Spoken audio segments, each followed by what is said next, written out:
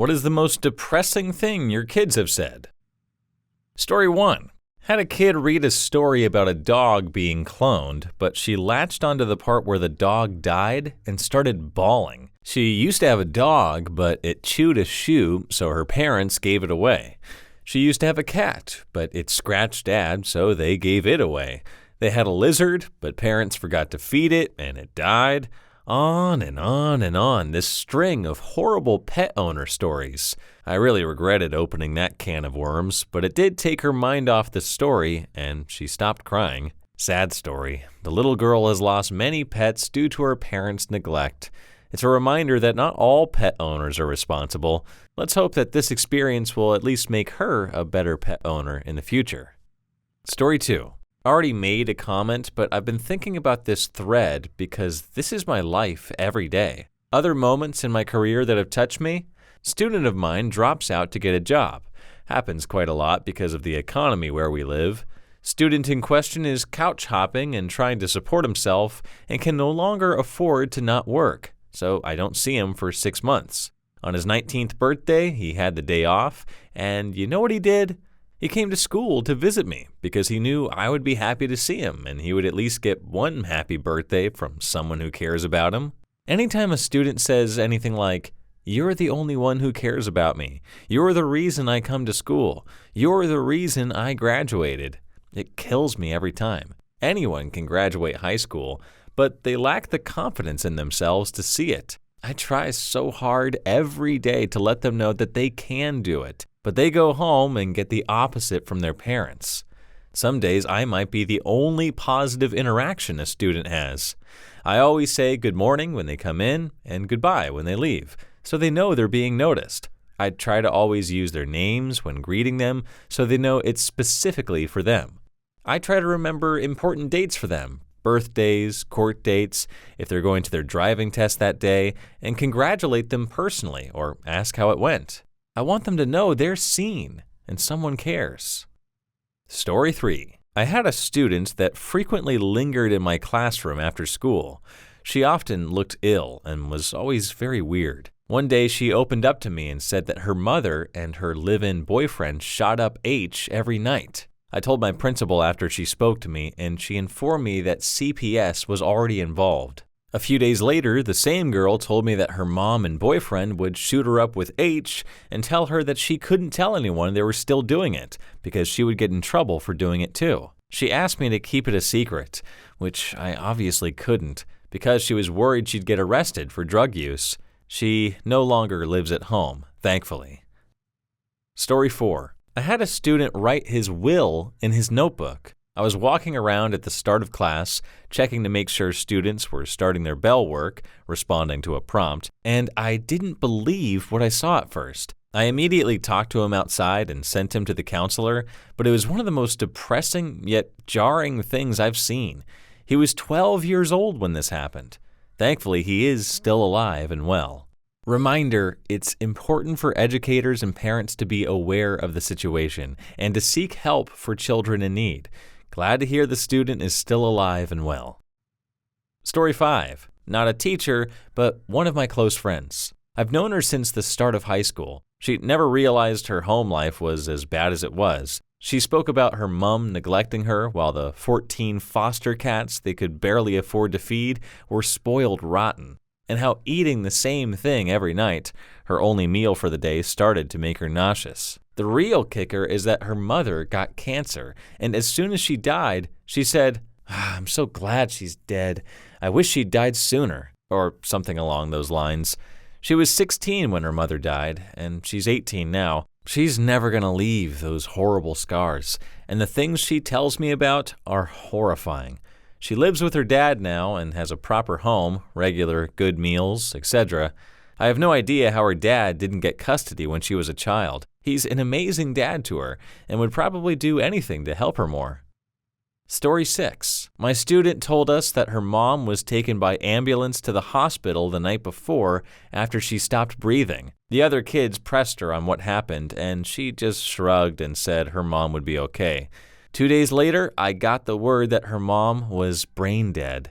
Her daughter had no idea. That Friday afternoon, I let the kids have an extra recess and watched my student play and laugh with all the other kids in the sun, knowing that she might not be happy like that again for a long time. This one is truly heart-wrenching. It's a reminder that life can be unpredictable and fragile. It's commendable that the teacher took the time to give the students an extra recess and provided a moment of joy for the student who was going through such a difficult time. Story 7. I can think of so many. However, the worst was a student who didn't plan to be around for the holidays.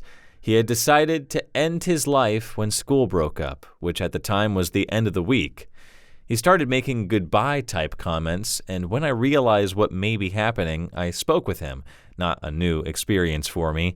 He told me what he had planned and that I didn't need to worry. No one would miss him. I already knew a lot about his life, and this was the point in my life that I knew I was sitting with the loneliest person on the planet. Long story short, he is still well and good to this day, and still in contact with me after a number of years.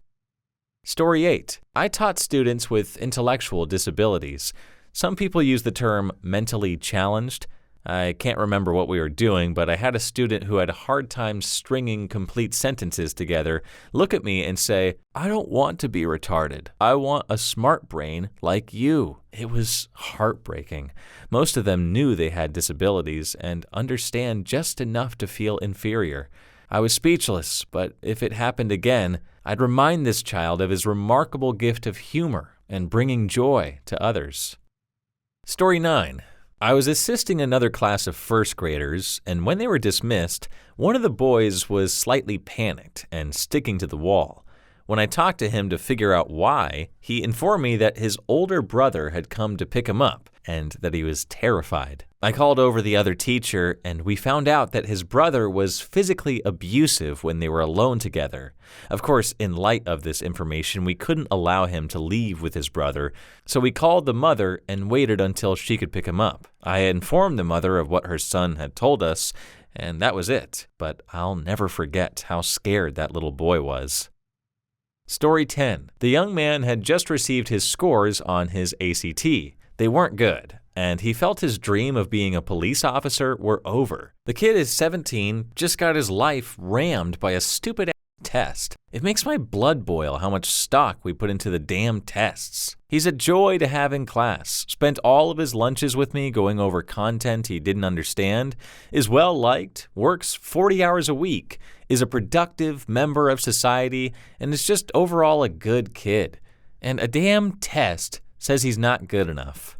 Yeah, I always find things like this ridiculous. A single test shouldn't define a young man's future. This guy's hard-working, a dedicated student, and a valuable member of society. It's really high time we start valuing qualities like that over test scores.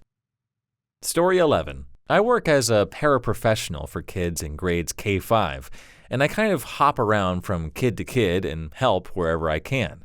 A lot of my one-on-one students are special education or have learning disabilities. So my approach to working with them is being open to their interests and talking to them in between work. You'd honestly be surprised how well this works, just letting them tell you about their day or fortnight or their weekend. Now I have had issues with stuff like this with a few kids, but the one that sticks out to me is this boy in my 5th grade class. He has both learning disabilities and issues with emotional processing.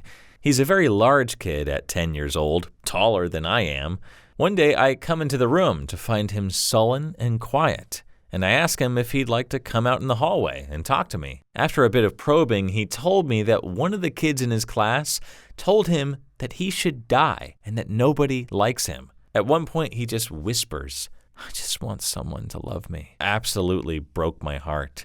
I struggle with feelings of not being loved myself, so I went and told him, "You know I love you, right?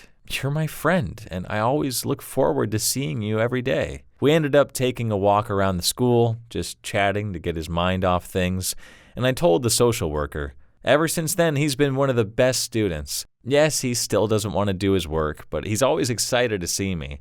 And one day when I came to class with a pulled muscle in my leg, he helped me walk to his seat and pulled a chair out for me. It's honestly one of the moments in my life where I feel I made a difference. Story 12. Not me, but wife. A couple of years ago, a grade 3 kid whose birthday was coming up was saying how he didn't deserve a birthday, that he was a speck of dirt, that he was bad. It took a while, but my wife was able to figure out that when he was in grade 1 and at his birthday celebrations, his dad stabbed his mom. He had internalized this into somehow being his fault because it happened on his birthday. It was his fault that his dad was in jail and that his mom was so severely injured that she could no longer work. It was his fault that they had to move into a much smaller place. Really tough to hear. Kids should not have to deal with this kind of shit. It's not hard. I'm just really tired, said to me by a little girl in tears as she refuses to do the work I gave her. I work at an international preschool in Japan, and it's insane what some of these kids do before they're even in elementary school. This girl went to our school from 9 a.m. till 2 p.m. every day, and then had math school 2 times a week, singing class, puzzle class, yes, that's a real thing here, music lessons, piano I think, and gymnastics. She was in preschool, mind you. Yeah, this is just heartbreaking. These children are carrying too much weight and pressure at such a young age. We need to reevaluate and prioritize their well-being. Story 13. I had a kid with a rare brain disorder where, according to his doctor, 1/2 of his brain was 2 years behind and one was 2 years ahead of schedule, or something like that. Couldn't find any info about it online. This resulted in unusually strong academic ability, but very poor emotional regulation. One day on the playground, the little guy was doing some homework. I looked at him and said something to the effect of, "Go be a kid." He said, "Well, I don't have time to be a kid." A little background. His mother makes him spend a lot of time at home doing brain trains, little cognitive exercises to support the hemisphere of his brain that is underdeveloped. These are time-consuming and challenging. So what he said hit me hard. Don't even know why. Kid is mature, but the genetic lottery stripped him of his youth. Story 14. As a community college peer tutor, I've heard too many kids and adults tell me about their depression, anxiety, and for some reason, one kid stuck with me. He told me about his autism and his love for writing movie scripts. He said, "I know they're not very good, so my dad always reads them and helps edit them." It was sad hearing him beat himself up about something he loved, but nice to hear that his dad always takes the time to go through long scripts with him often.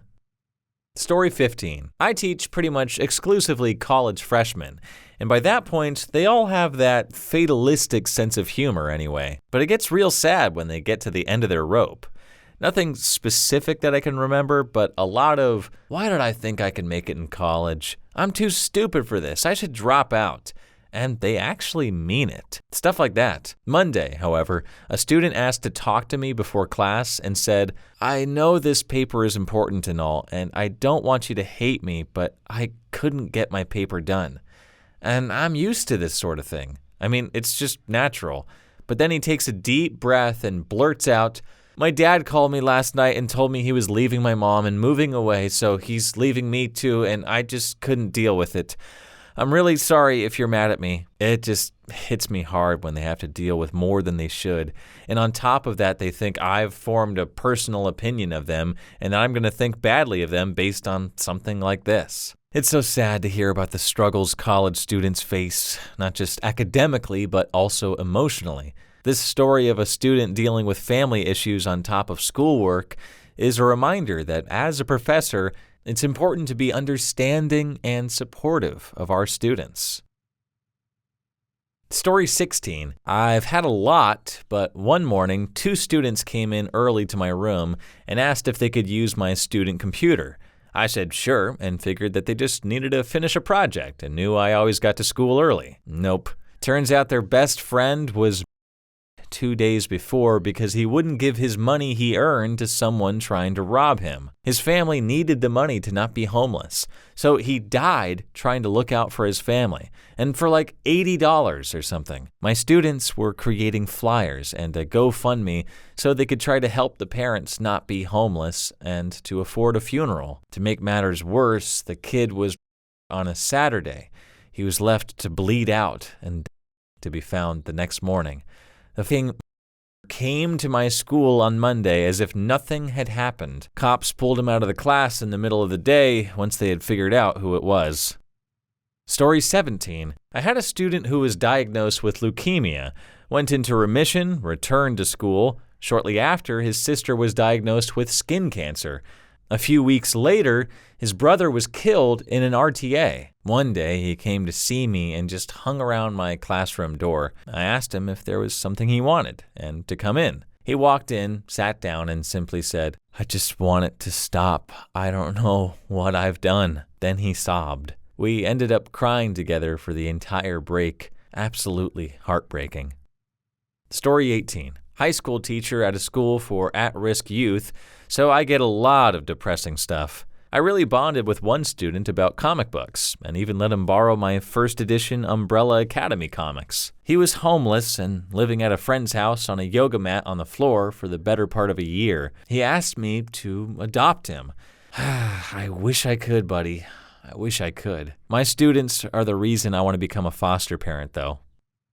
Story 19. Miss Spidey, do you know how to get local electric company to turn your power back on? I get paid today, but they paid me on a card, so do I get out cash and get a money order, and where do I take it to? Kid was 16, but kid got their power turned back on that day all by themselves. I didn't do spit or biscuits, but teach them how to talk to people in call centers and make the introduction to the CSR. And then later their power bill got reduced because the school social worker has programs for that sort of thing. The local power company sent them some energy-saving free stuff, including some light bulbs. Kid and their sibling had been short some lights at home for a while, and we got their water and sewer discounted as well. School social worker's a pal. Their surviving parent was trying. It's just hard with a parent of their own who isn't well. That many kids and 2 fast food jobs. Kid is in college now, damn near full ride, commutes from home to save money, puts their housing stipend towards the family rent, utilities and gas for their own old Toyota. Their parent looks like they just took their first breath in 10 years. I'm proud of all my students, but especially that one. Story 20. Not a teacher, but a student. We had a teacher, Mr. B, who had cancer while we were in school. He took a break from teaching, and a few months later, a kid in my class who had a history of just pure violent outbursts said to a math teacher, Mrs. S, that she wished Mrs. S had cancer, not Mr. B. Mrs. S broke down into tears, obviously. Have to admit I had no idea what to say, and the kid got the royal beat out of him by other students for it. Disturbing story. Unacceptable for a child to make such a cruel comment. Glad the student faced some consequences. Thoughts with both teachers during this difficult time. Please leave your story down below in the comments. I would absolutely love to make a video about them in the future. And also don't forget to like and subscribe. And until next time, peace.